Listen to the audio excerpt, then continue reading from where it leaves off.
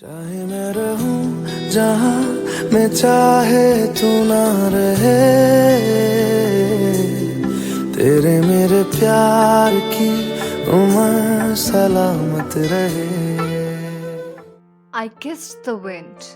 The wind was she. She is the wind I breathe. 3 years passed in her. Yes, in her memories.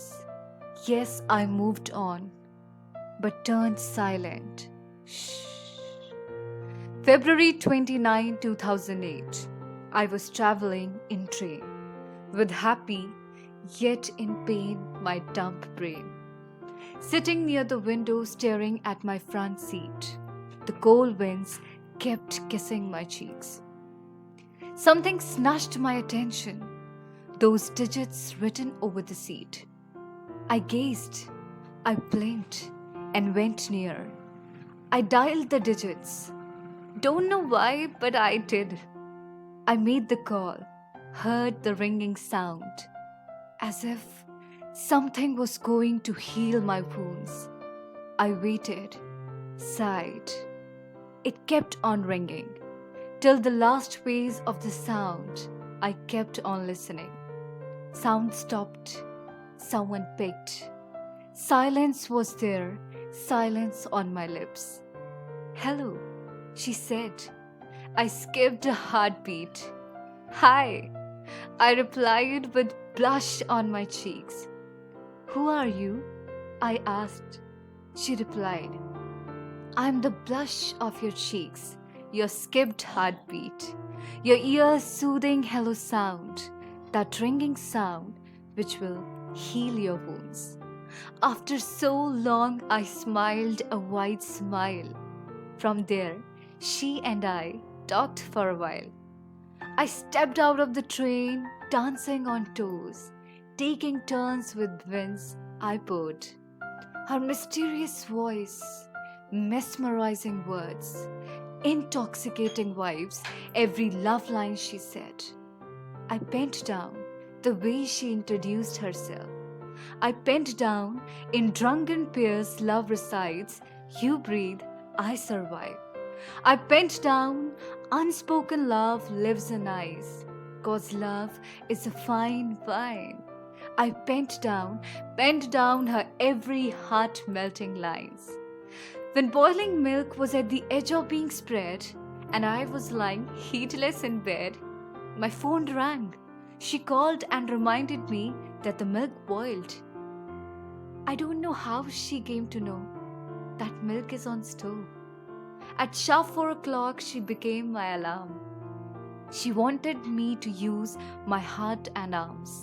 She always said that in the morning's glory, one can portray the best love story. That last line of my story I wrote and slept. I love you, her drunken voice said. But my heavy eyelid couldn't wake up.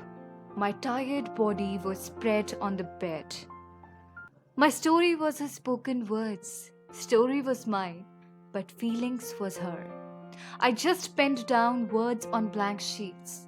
The writer was me, but the author was she. I called her very next morning and said, I want to meet. She asked to meet at 4 o'clock in the evening in the hotel of Melodious Street. Full of zeal, excitement, on time I reached there, ready to say, I love you too, to her. Her order to be with my first novel on time, I loved to fulfill as she became my wine. I looked around, my nervous eyes were searching for her, but failed to find her. I was going to call her to ask where is she, but before I could, she called me.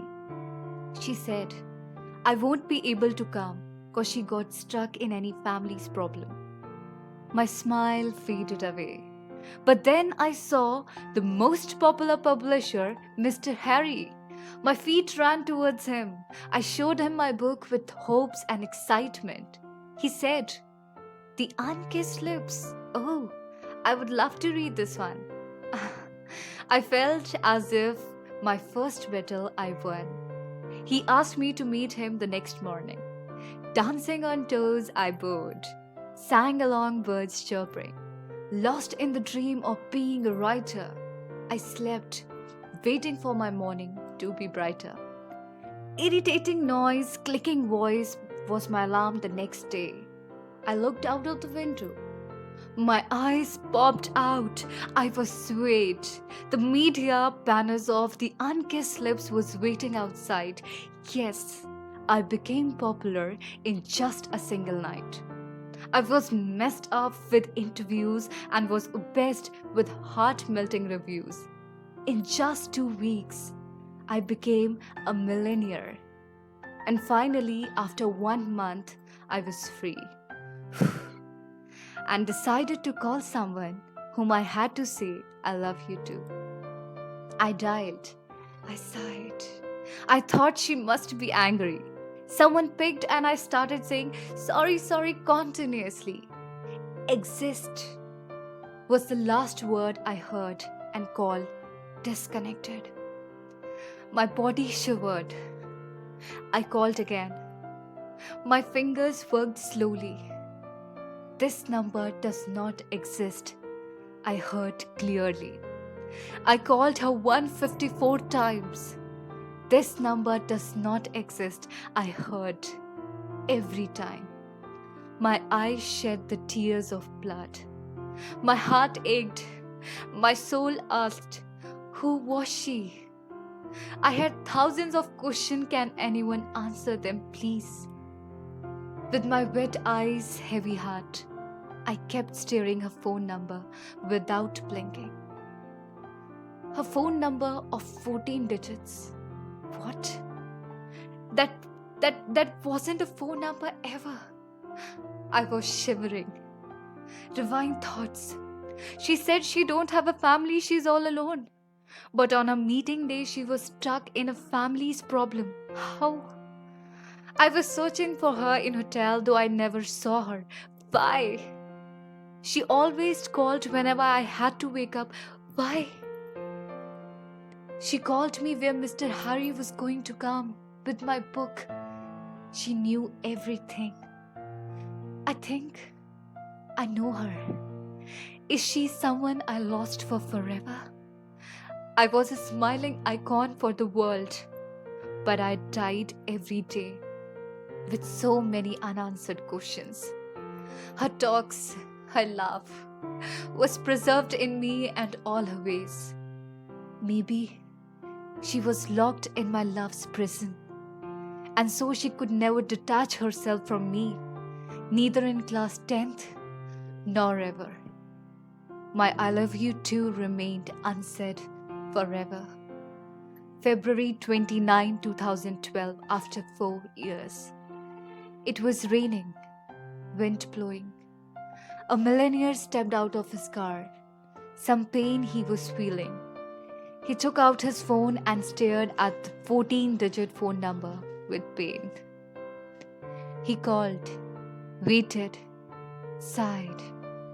This number does not exist, he heard once again. Heartbroken boy fell on his knees. Lips locked in pain, tears flowed with rain. Screaming inside, the pain he was trying to hide remained unhidden. By someone he missed, she came as a wind and kissed his lips. The end. Oh